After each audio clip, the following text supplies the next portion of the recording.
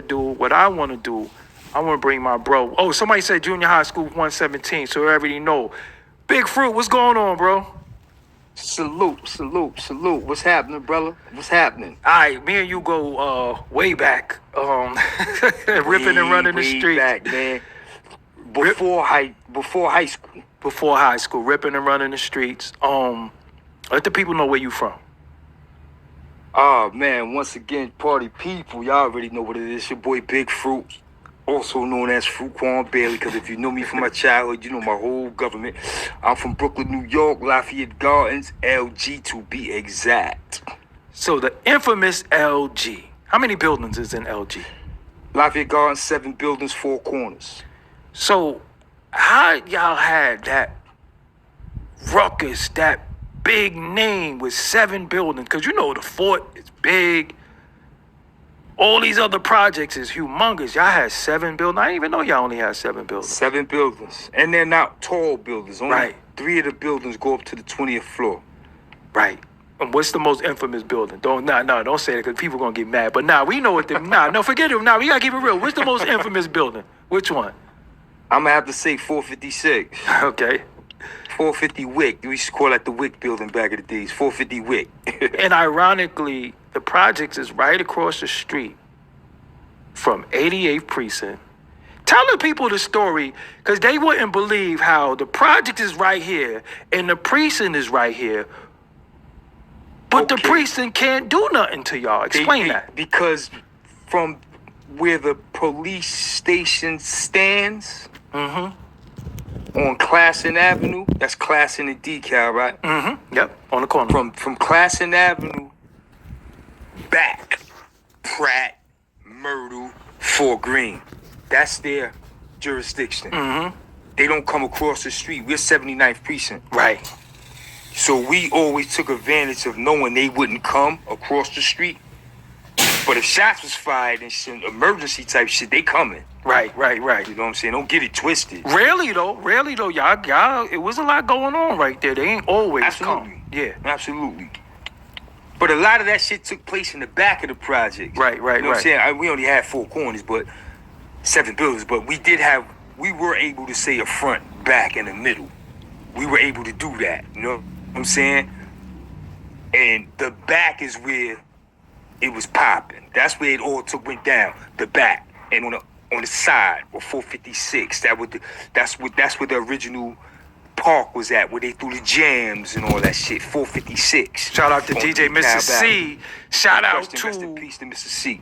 Easy Mo B is from LG. Yeah, shout out to Easy Mo B, man. I seen you put a post about him. Yeah, that's the big bro. Shouting me out too. That's Peace the big to God. bro. It's the big bro.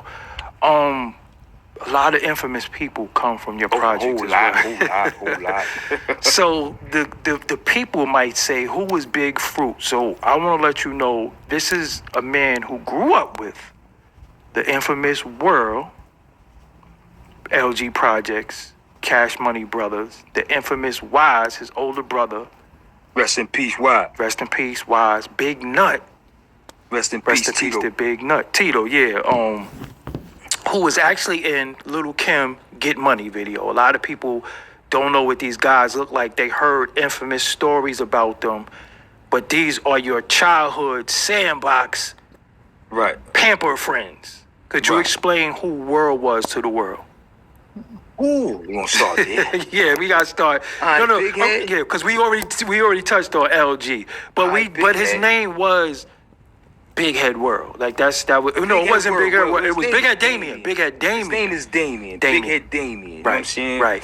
He, when we was growing up, he had a big head, so we just called him Big Head Damien.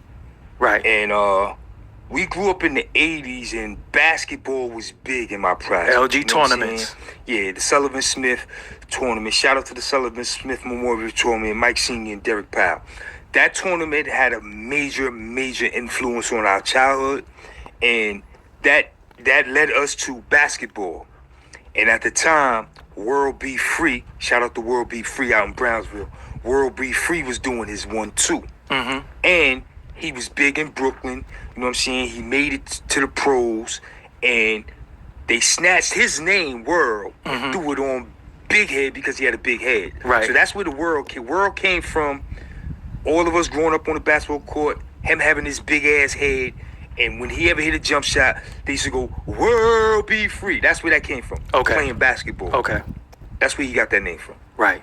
So fast forward, so much took place, bro. Like, where was you at when a lot of the madness was taking place in the project? Because the projects was always on fire. I was in the slammer.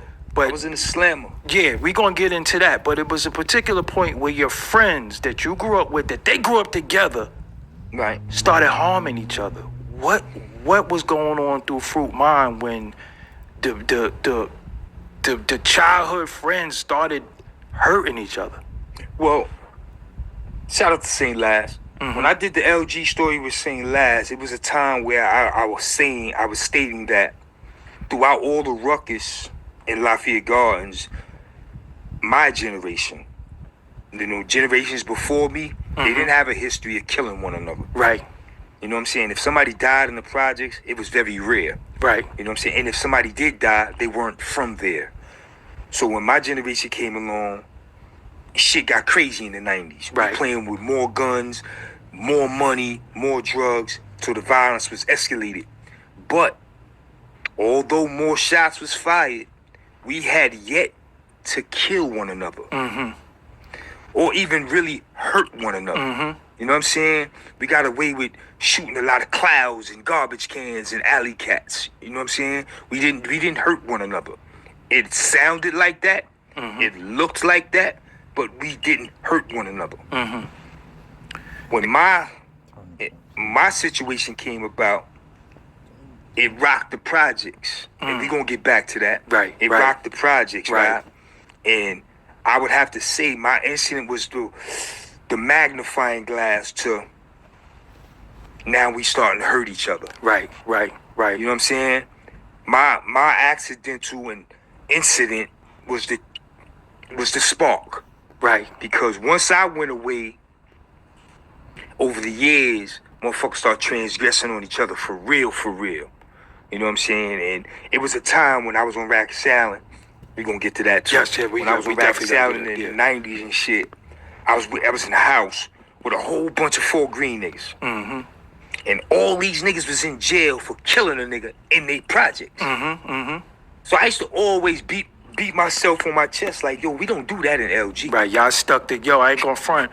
We don't kill LG stuck together. It wasn't even, y'all wasn't even that deep. It probably was that the most, probably like 17 of y'all at the most. Yeah. Right? But just, I don't know, man. As I sat in the slammer and the 90s kept rolling, shit just got different, bro. Rest shit in just peace. got different. Rest in peace to my bro, Peter Rab, too, man. That was my Peter guy Russo, right there. that was my guy. Yeah, Peter That was my guy. Rab. Rest in peace to Lorenzo. Sleep.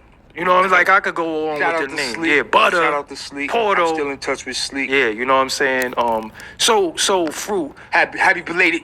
Sunday was Butter birthday. Happy belated. Oh, happy belated to Butter. So it was a particular. So when we fast forward, it started being a lot going on in the projects, but it started becoming international because the name like World started becoming international in the streets because he was becoming notorious and intertwining some of this rap stuff and you know Listen.